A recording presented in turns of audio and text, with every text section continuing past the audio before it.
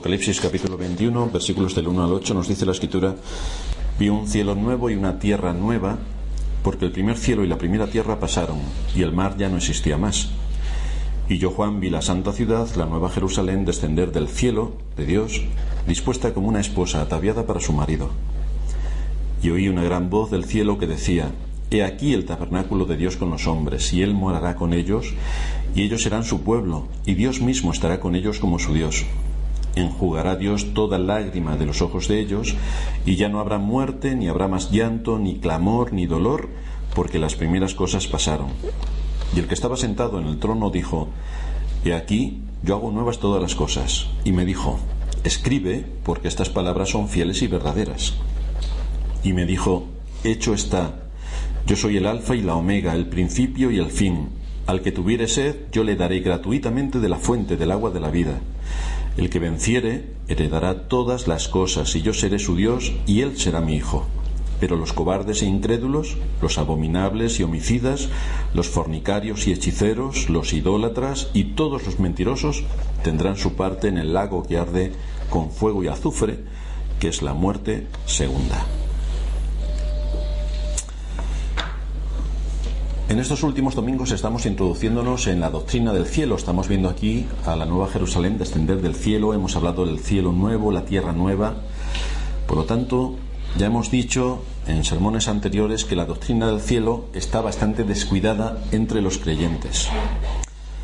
Hay tantas cosas que llaman nuestra atención en este mundo, tantos afanes, tantas preocupaciones, que no tenemos tiempo de considerar las realidades eternas, porque muchas veces pensamos que todo lo que tenemos que hacer está aquí en la tierra, y por lo tanto en nuestros afanes diarios se nos olvida todo lo que tiene que ver con la doctrina del cielo y dónde está nuestra esperanza.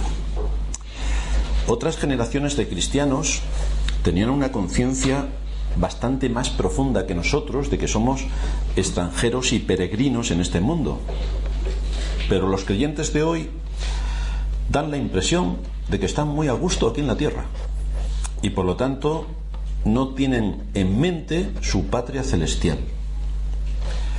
Puede que esto se deba en parte a que para nosotros es bastante fácil profesar la fe en Cristo, bastante cómodo. No estamos sujetos a persecuciones, no estamos sujetos a privaciones, todavía podemos abrir las puertas de este lugar y tener un culto público. En el ejercicio de nuestros trabajos o profesiones, como mucho, no nos hacen ni caso, pero no estamos perseguidos, ni menospreciados, ni nos pegan, ni nos quitan el salario, ni nos despiden del trabajo por ser cristianos. Nada de todo esto pasa. Pero muchos de nuestros antepasados en la fe tuvieron que enfrentarse a lo largo de la historia a terribles problemas exclusivamente por defender la fe, exclusivamente por decir que eran creyentes. Y hoy incluso en otros lugares del mundo, sobre todo en contextos musulmanes, es enormemente complicado decir que eres cristiano. Este es uno de los peligros que corremos como cristianos en tiempos de paz y tranquilidad, que nosotros también nos quedamos muy tranquilos.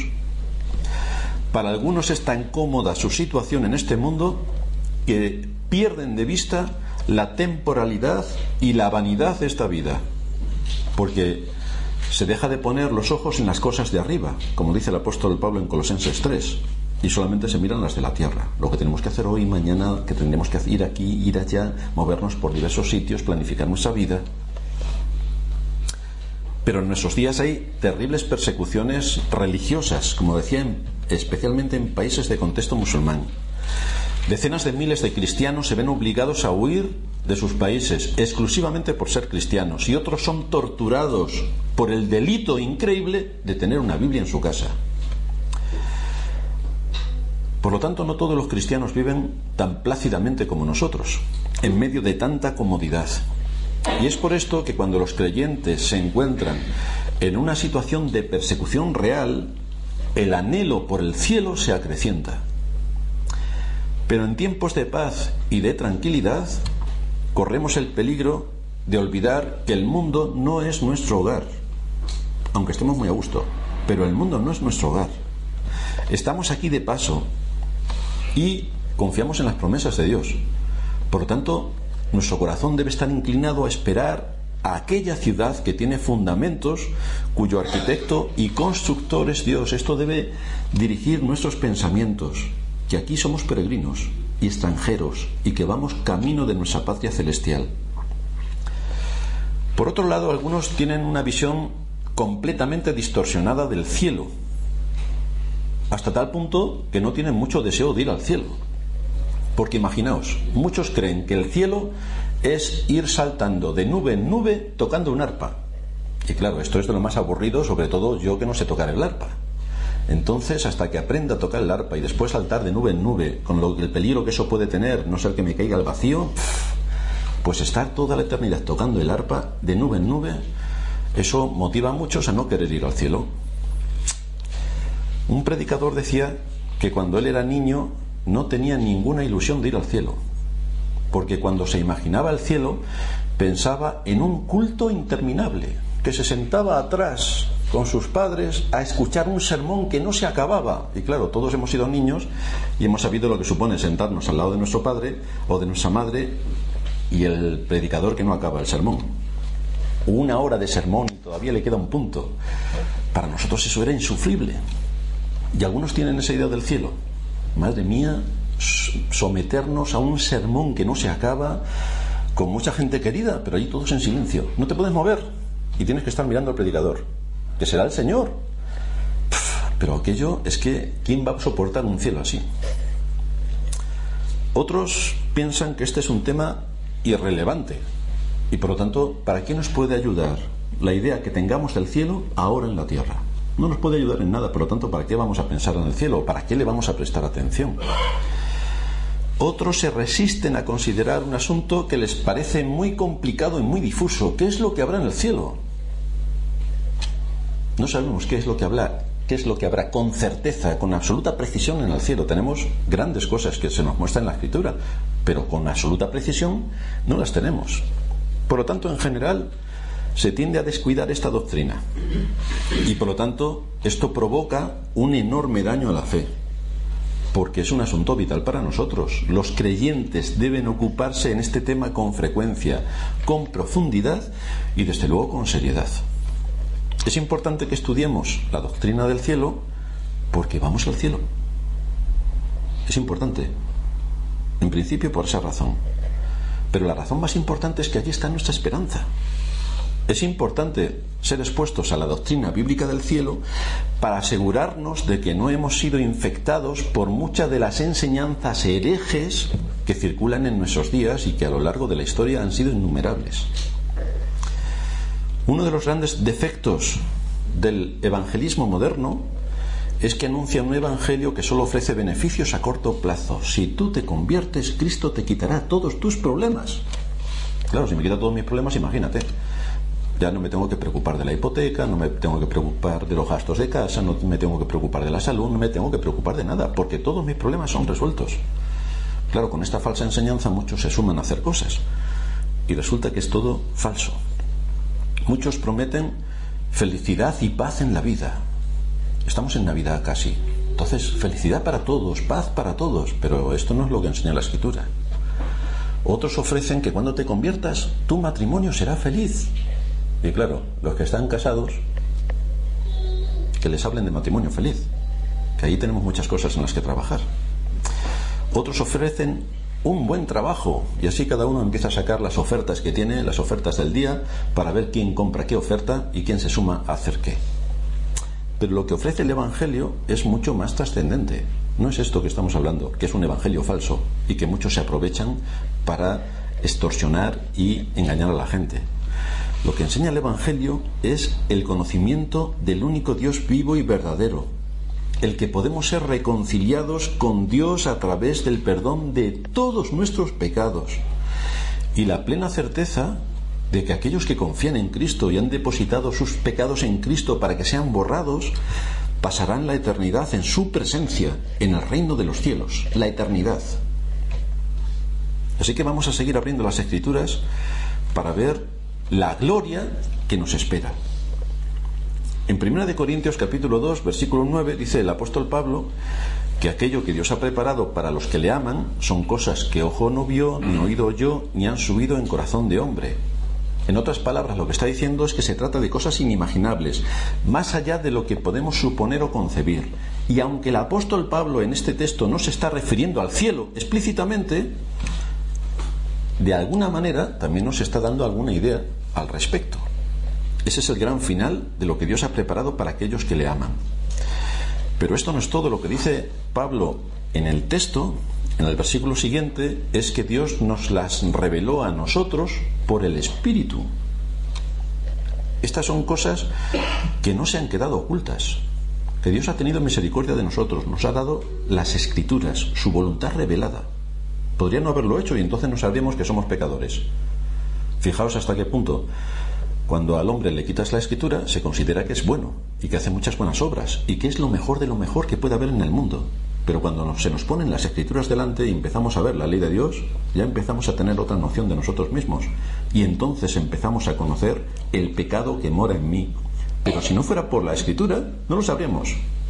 Por eso Dios ha tenido misericordia al darnos las Escrituras, para saber cuál es la ley a la que estamos sujetos y para saber también cuál es el camino de salvación. Así que en las Escrituras se nos dice todo lo que debemos saber por ahora. Vamos a poner nuestra mirada en las cosas de arriba, nos dice Pablo. Y vamos a estar atentos para ver lo que no se ve, porque las cosas que se ven son temporales. Todo el mundo sabe lo que le circunda alrededor. Pero hay cosas que no se ven y que son eternas. A estas son a las que se refiere la Escritura. Por lo tanto, vamos a abrir nuestros ojos de la fe para mirar qué es lo que hay detrás de la apariencia del mundo. Hemos llegado a la última parte del libro de Apocalipsis. Y este nos lleva a lo que está más allá de la historia. Lo que pasa en el día final. ¿Qué es lo que pasa a partir de que nuestro Señor Jesucristo juzgue a todos los hombres? ¿Qué es lo que pasa después? Es lo que nos dice el salmista de lo que ocurre más allá de la muerte. Dice el salmista en el Salmo 48, versículo 14: porque este Dios es Dios nuestro eternamente y para siempre. Él nos guiará aún más allá de la muerte. El Dios que se ha dado a conocer por las Escrituras, el Padre de nuestro Señor Jesucristo, es quien puede guiar a su pueblo más allá de la muerte. Y la obra de salvación que Cristo ha hecho a nuestro favor, enfocada como siempre vemos a través de su providencia, tiene el propósito de conducirnos hacia la eternidad, llevarnos hacia la ciudad santa, la Nueva Jerusalén, introducirnos en la obra de recreación que estábamos analizando la semana pasada, con este cielo nuevo y esta tierra nueva. Aquí nos vamos a introducir. Este es el objetivo del capítulo 21 en el que estamos. Hemos visto la introducción en los versículos del 1 al 8, donde de manera general se nos está hablando de este tema. En el día del juicio final, que es lo que estudiamos en el capítulo 20, se acaba la historia de la humanidad. La vida de cada persona es expuesta delante del gran trono blanco. La muerte es eliminada y comienza el destino final de cada uno de los seres humanos que han existido en la tierra. Los que estaban inscritos en el libro de la vida, los que acudieron a Cristo para buscar el perdón de sus pecados, son introducidos en el cielo nuevo y en la tierra nueva. Los que fueron juzgados por las obras que estaban escritas en los otros libros, fueron lanzados al lago de fuego.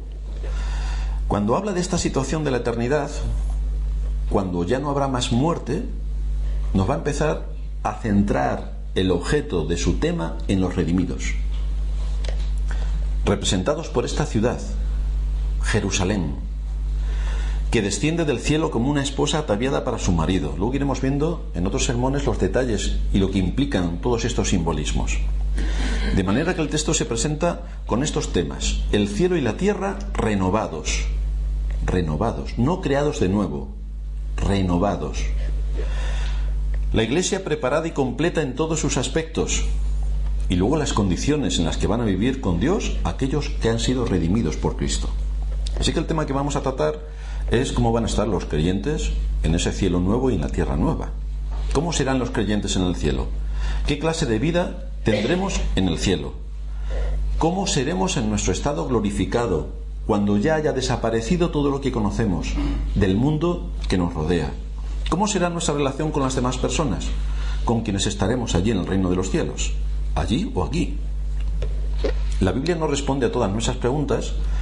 Sin embargo, Dios nos ha revelado lo suficiente como para que los creyentes tengamos el deseo y el anhelo en nuestro corazón de querer ir al cielo, porque allí está nuestra esperanza, que es Cristo. Así que vamos a ver algunos textos claves del Nuevo Testamento que descorren un poco el velo para que podamos contemplar algo de lo que será la vida de los creyentes en el cielo. Por ejemplo, si nos vamos a Mateo 13, 43, nos encontramos una de las cosas que sucederán cuando nuestro Señor Jesucristo regrese. Y es que los justos resplandecerán como el sol en el reino de su Padre. Esto es increíble. Hendrickson dice: los que son recipientes de su gracia aquí serán recipientes de su gloria allí. En aquel gran día los creyentes serán glorificados. Durante nuestra estancia en la tierra, aquí donde vivimos, en nuestro país, en nuestra ciudad, la verdad es que no hay mucha gente que nos conozca. En muchos casos, cuando empezamos a hablar del Evangelio, nos menosprecian. En otros casos, directamente, no quieren hablar de nada de todo esto. En otros casos, como puede ser con algunos de nuestros familiares, es un tema tabú que no pueden ni tocarlo. En general somos pocos. A nadie le importamos. Casi no tenemos lugar en nuestra sociedad. Pero cuando el Señor regrese en gloria, se cumplirán las palabras de Daniel también en el capítulo 12 de su profecía. Los entendidos resplandecerán como el resplandor del firmamento, que coincide con lo que el Señor está diciendo aquí en Mateo. Hay un cambio radical entre lo que somos ahora y aquí, que pasamos casi inadvertidos, con lo que seremos en el reino de Cristo. Hay un cambio radical. Pablo dice en Romanos 8:18: tengo por cierto que las aflicciones del tiempo presente no son comparables con la gloria venidera que ha de manifestarse. El tiempo presente, ¿por qué se caracteriza? Porque tenemos un montón de aflicciones, porque tenemos un montón de pruebas, porque tenemos luchas por todos los sitios, porque las cosas no salen como a nosotros nos gustarían, porque vienen los demás y tenemos problemas con ellos, o ellos con nosotros, o con el gobierno, o con mis vecinos, o con mi familia, o problemas por todos sitios. El tiempo presente se caracteriza por la aflicción, dice Pablo, pero esas aflicciones no son comparables con la gloria venidera que ha de manifestarse cuando nuestro Señor regrese. No son comparables. Sin embargo, en el texto que acabo de leer, me he saltado a propósito dos palabras.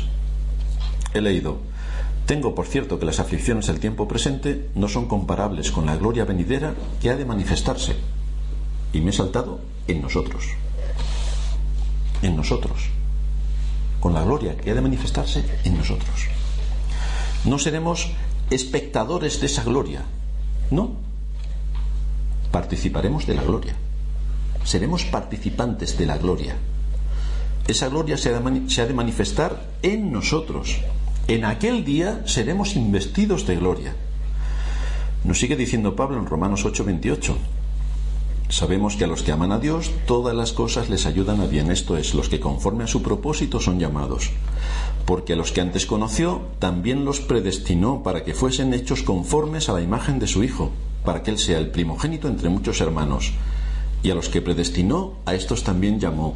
Y a los que llamó, a estos también justificó. Y a los que justificó, a estos también glorificó. La glorificación no es otra cosa que alcanzar plenamente el propósito para el cual fuimos elegidos en Cristo, para el cual fuimos llamados y para el cual fuimos justificados por Dios. Ser hechos conformes a la imagen de Cristo. En ese momento seremos completa y totalmente conformados a la imagen de nuestro Señor. Esto desde luego es algo inimaginable e increíble para nosotros, que escapa a nuestra comprensión.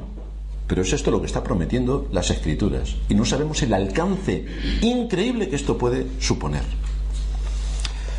Pablo dice también en Colosenses capítulo 3: si habéis resucitado con Cristo, buscad las cosas de arriba, donde está Cristo sentado a la diestra de Dios.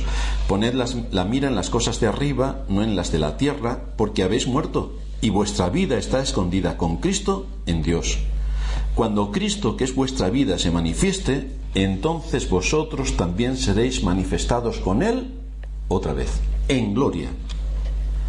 Por lo tanto, fijaos cómo repetidamente las Escrituras nos hablan de ese estado en el que estaremos con Cristo, en gloria.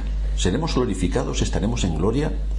Si nuestra vida en este momento está escondida en Cristo, ¿qué sucederá cuando Cristo vuelva glorioso? La respuesta es que el mundo verá algo insólito. aquellos que fueron menospreciados, que fueron perseguidos por pertenecer al reino de Cristo, ahora brillan, ahora reinan con Cristo. Y los que aquí eran los grandes, resulta que allí no lo van a ser.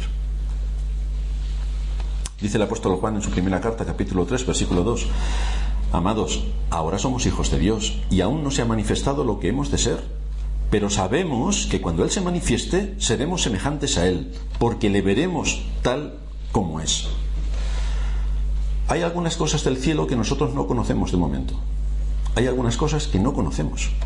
Pero hay algo que sí sabemos, y es que nosotros seremos como Cristo cuando se manifieste en gloria. No hay mejor comentario de este texto que el que encontramos en la misma escritura, en Filipenses 3:21. Pablo nos dice allí que cuando el Señor Jesucristo vuelva, transformará el cuerpo de la humillación nuestra para que sea semejante al cuerpo de la gloria suya. Increíble, increíble. Todos estos textos coinciden en el mismo punto. En el cielo, los creyentes serán transformados. No seremos meros espectadores de la gloria de Cristo, no, sino que también seremos investidos de su gloria. Y lo que vamos a considerar son las implicaciones de esa transformación que sufriremos en el cielo, tanto en lo que respecta a nuestras almas como a nuestros cuerpos, porque el ser humano, tal cual Dios lo creó, está compuesto por cuerpo y alma, y esto no lo podemos separar. Hoy solamente vamos a ver lo relativo a nuestras almas, y el próximo domingo veremos lo relativo a nuestros cuerpos. Pero ¿qué es lo que va a ocurrir en nuestras almas? ¿Cómo serán nuestras almas en el cielo? La Escritura declara, para empezar, que serán perfectas en santidad. El autor de la carta a los Hebreos se refiere a aquellos que han partido ya a la presencia del Señor, Hebreos 12:23, como los espíritus de los justos hechos perfectos. Los espíritus de los justos hechos perfectos. Y la palabra que usa el autor de Hebreos aquí, y que es traducida en nuestra versión por hechos perfectos, significa literalmente traer algo hasta su terminación, hasta la meta. Es la misma palabra que aparece en el versículo 2, donde se señala a Cristo como el autor y consumador de nuestra fe. Es el que nos lleva a la meta para consumar absolutamente todo lo que tiene que ver con la redención. La pregunta que tenemos que hacernos es: ¿cuándo fueron perfeccionados los espíritus de estos justos? ¿Cuándo fueron perfeccionados? Solo tenemos que leer el capítulo 11 de Hebreos, donde aparecen los héroes de la fe. Todos esos héroes de la fe que aparecen allí habían pasado cada uno de ellos por experiencias distintas. Unos taparon bocas de leones, otros vencieron a ejércitos poderosos, otros fueron aserrados. Por lo tanto, hay distintas experiencias según vayamos leyendo en cada uno de ellos, pero todos tenían en común el hecho de que habían pasado por la experiencia de la muerte, y al momento de morir sus almas fueron perfeccionadas. Esto es lo que nos está diciendo aquí el autor a los Hebreos. Cuando los creyentes mueren, parten de inmediato a la presencia de Dios, y sus almas son hechas perfectas en santidad. Y es necesario que sea así, porque nadie puede entrar en el cielo de otro modo. Dice la Escritura que sin santidad nadie verá al Señor. Y en Apocalipsis 21, en el versículo 27, que llegaremos más adelante, se nos dice que en el cielo no entrará ninguna cosa inmunda o que hace abominación y mentira. Imposible que entre nada de lo que tiene que ver con el pecado, que es una lacra en este mundo, cuando lleguemos al reino de los cielos. Imposible. Si algo no hay contaminado por el pecado del hombre, es el reino de los cielos. Y cuando seamos llevados al reino de los cielos, el pecado no existirá. Antes de llegar al cielo, tenemos que pasar por ese proceso de transformación espiritual. Esa es una enseñanza inmensamente consoladora. Algún día seremos purificados de todo tipo de pecado en nuestras vidas. En el cielo seremos perfectos en santidad. Seremos perfectos en amor. Es decir, amaremos a nuestro prójimo como a nosotros mismos. Increíble. Nosotros decimos que amamos a nuestro prójimo como a nosotros mismos. Solamente tenemos que analizar y veremos que no. Porque a veces no nos amamos ni a nosotros. Experimentaremos completamente en nuestras almas aquello que Cristo compró para nosotros en la cruz. Dice Pablo en Efesios 5, 25 y 26 que Cristo amó a la Iglesia y se entregó a sí mismo por ella, para santificarla. Por lo tanto, los creyentes son descritos en el cielo como llevando ropas blancas, que simboliza la purificación. Dice Apocalipsis 6:11 que a cada uno de ellos se les dieron vestiduras blancas, a cada uno de los redimidos que están en los cielos. Y lo mismo vemos en Apocalipsis 7:14. Sin embargo, como venimos haciendo a la hora de interpretar Apocalipsis, no debemos de tomar estas figuras simbólicas de forma literal. No sabemos qué ropas tendremos en los cielos. No sabemos qué ropas tendremos. Pero lo que sí sabemos es que nuestras almas en el cielo estarán completamente purificadas. Este es el significado que nos muestra el color de las vestiduras, blanco, que significa y simboliza pureza, todo limpio. De ahí la declaración tan extraña que encontramos en Apocalipsis 7:14, donde se nos dice que esas ropas fueron emblanquecidas en la sangre del Cordero. Por lo tanto, tenemos una sangre que emblanquece, una sangre que purifica, la sangre que nuestro Señor Jesucristo derramó en la cruz del Calvario. Lo que implica es que la sangre de Cristo, es decir, su vida derramada a la muerte, fue necesaria para borrar nuestros pecados. Fijaos cómo estamos hablando de simbolismos. Nadie podría entender de una manera literal que la sangre dé como resultado un color blanco. Estamos hablando de temas simbólicos. Nuestros pecados, dice la Escritura, que son negros, pero nuestros pecados no tienen un color negro. Pero lo que sí se nos quiere decir es que el sacrificio de Cristo, al derramar su sangre, que era su vida en favor del pecador que merece la muerte por sus transgresiones contra la ley de Dios, tiene el poder de borrar el acta que nos acusaba delante de la ley de Dios y dejarla completamente limpia de acusaciones. Este es el poder que tiene la sangre de Cristo, que murió en el lugar del culpable. Llegará el día cuando nuestras almas serán completamente purificadas. Y esta lucha de la que nos habla Pablo en Romanos 7, que leíamos en la introducción, habrá terminado para siempre. Se acabó la lucha. Los creyentes queremos ser santos. La conversión nos ha librado de la esclavitud del pecado. Por la obra regeneradora del Espíritu Santo, el pecado ya no es nuestro amo, ya no somos esclavos del pecado. Pero indudablemente el pecado ejerce una influencia terrible sobre nosotros. Tenemos que estar continuamente luchando contra el pecado. Tenemos que mortificar el pecado. Y eso nos duele tanto que muchas veces no hacemos nada. Y esto es lo que origina esta lucha continua, que llega a ser agónica en muchas ocasiones. Por eso dice Pablo, así que, queriendo yo hacer el bien, hallo esta ley, que el mal está en mí, porque lo que quiero hacer no hago, y lo que no quiero hacer resulta que es lo que hago. Y encuentro cómo me siento esclavizado a esta ley del pecado. Pero esa lucha terminará en el cielo, nuestro lugar de reposo. Esa lucha termina en el cielo. Nuestras almas serán completamente purificadas allí. Nunca más tendremos problemas con nuestro mal temperamento. Jamás. Se acabó. Nunca más tendremos problema con nuestro dominio propio, que nos hace saltar en cuanto nos pinchan un poco. Ya no tendremos problema.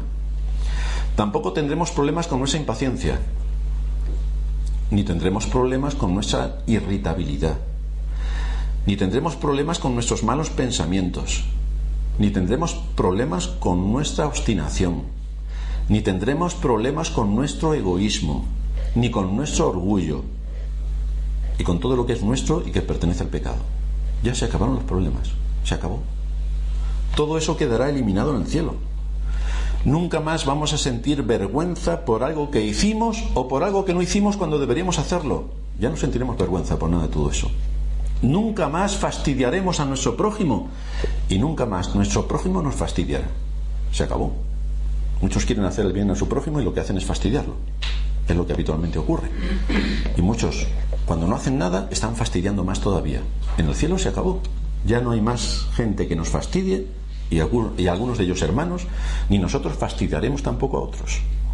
Nunca más sentiremos, como lo sentimos ahora, tanta resistencia para pedir perdón a nuestros semejantes. ¿Cuántas veces hemos pedido perdón a nuestros semejantes? Alguien puede decir, yo una. Pues si puede solamente identificar una, vaya pena. ¿Cuántas veces hemos pedido perdón a nuestros semejantes? Mira que nos cuesta pedir perdón. Somos peores que los niños, que hay que atornillarles la oreja para que pidan perdón. Pero a nosotros nos atornillan el cerebro y no pedimos perdón. Y eso que es uno de los principios fundamentales que debemos tener en cuenta. Y tampoco tendremos tantas resistencias para no perdonar. Este me la paga. De hecho, ya no tendremos ninguna razón para pedir perdón, así que no tendremos que pedir perdón. Ni tampoco tendremos ninguna razón para otorgarlo, porque todos seremos perfectos, perfectos en santidad y perfectos en amor. Todo vestigio de orgullo, de egoísmo, de desconsideración habrá sido eliminado. Ya no hay nada de lo que tenemos aquí, que nos abruma por todos sitios. Es que no hay cosa que hagamos que no la hagamos mal. Nunca más sentiremos apatía por las cosas espirituales. Vamos a tener nuestra lectura devocional. Bueno, con las cosas que tengo que hacer, luego más tarde pasa ese día, otro día pasa la semana, llega el domingo. Es que no he tenido tiempo, claro. Todo el mundo lo sabe, que andamos de tiempo fatal, ni siquiera para nuestra lectura devocional. Ahora, seguramente que si había un partido que nos gustaba, sí hemos tenido tiempo para ver el partido, o una serie que nos gustaba, hemos tenido tiempo. Seguramente hasta hemos tenido tiempo de dormir. Y de comer ya ni os cuento. Seguramente que hemos sacado un hueco para comer. Pero ¿qué pasa con la comida espiritual? Ya no sentiremos más la apatía que de forma natural sentimos hacia las cosas espirituales. Nunca más vamos a lamentar nuestra falta de amor a Dios, nuestra falta de celo, nuestra falta de fervor. Se acabó, por fin, por fin.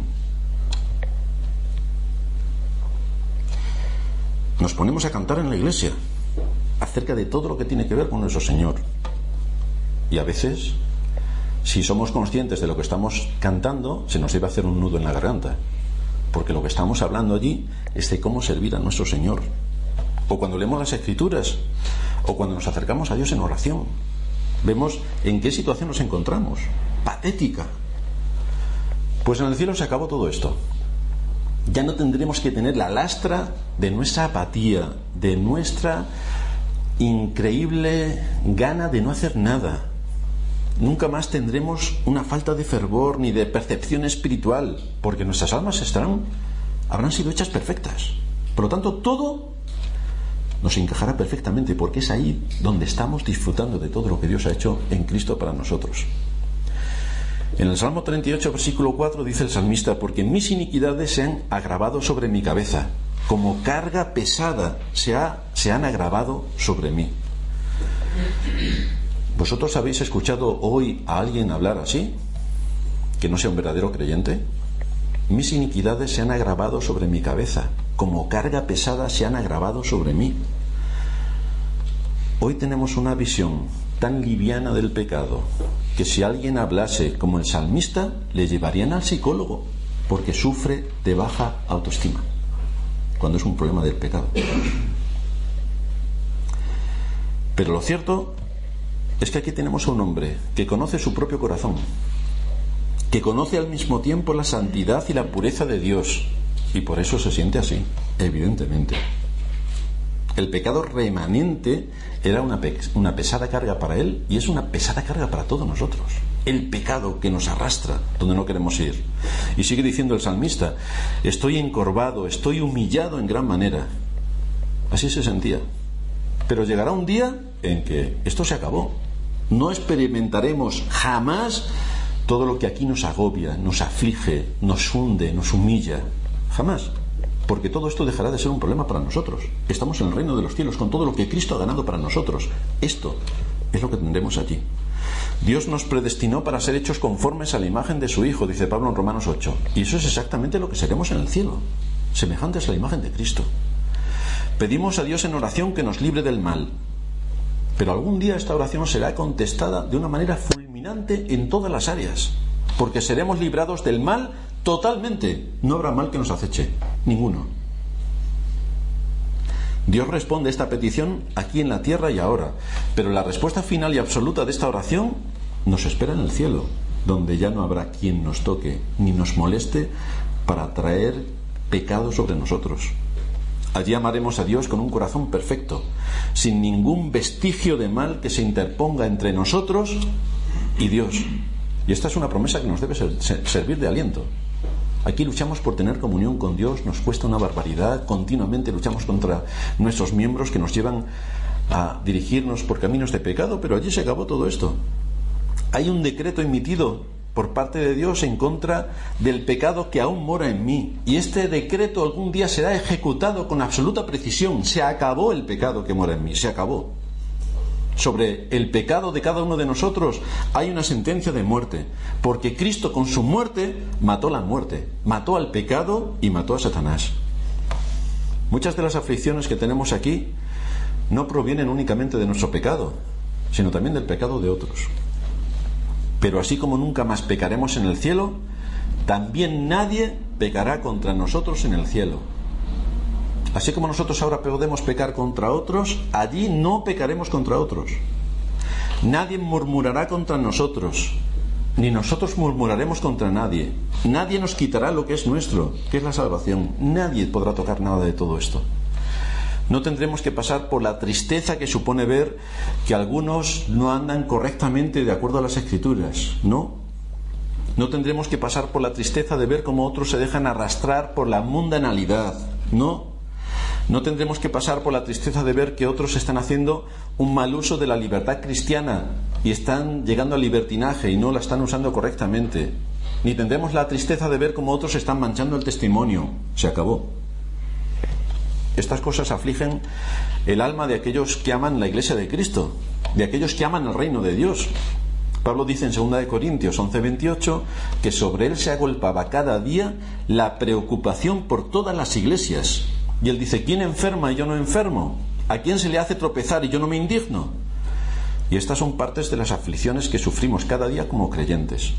Cuando vemos que podemos ir avanzando a un ritmo, pero que hay algunos que se entretienen por el camino, que se dedican a hacer cosas que no deben, que están entorpeciendo el camino a otro, que no anda como tienen que andar, que no cumplen con su deber, que sobrecargan a otros.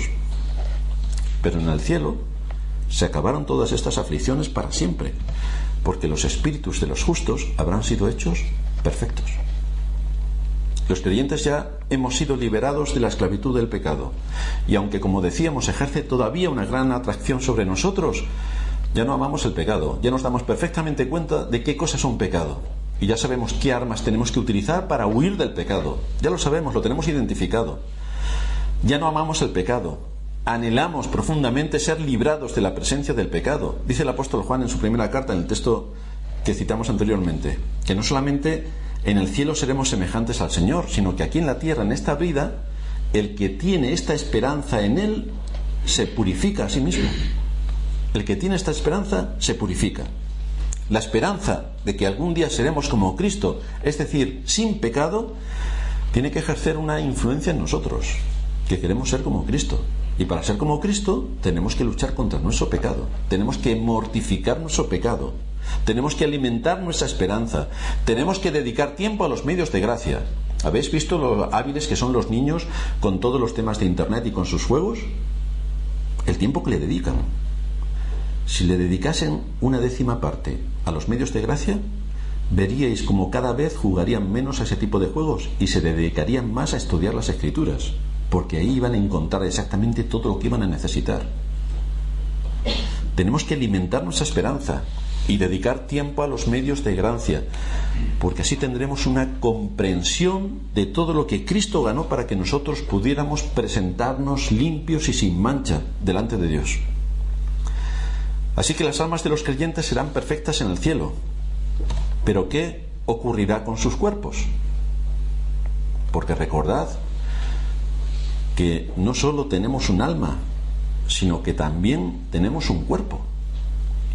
No vamos a vivir en el cielo nuevo y en la tierra nueva como almas desencarnadas, espíritus vagando por el espacio sideral, no, sino que en la resurrección el alma y el cuerpo se encuentran. Es la restauración que Cristo viene a hacer de su pueblo. ¿Cómo serán nuestros cuerpos en el cielo? Pues ese es el tema que vamos a tratar la próxima semana y sobre el que vamos a profundizar. Las glorias del cielo, todo lo que Cristo ha preparado para nosotros en el reino de los cielos. Vamos a terminar en oración.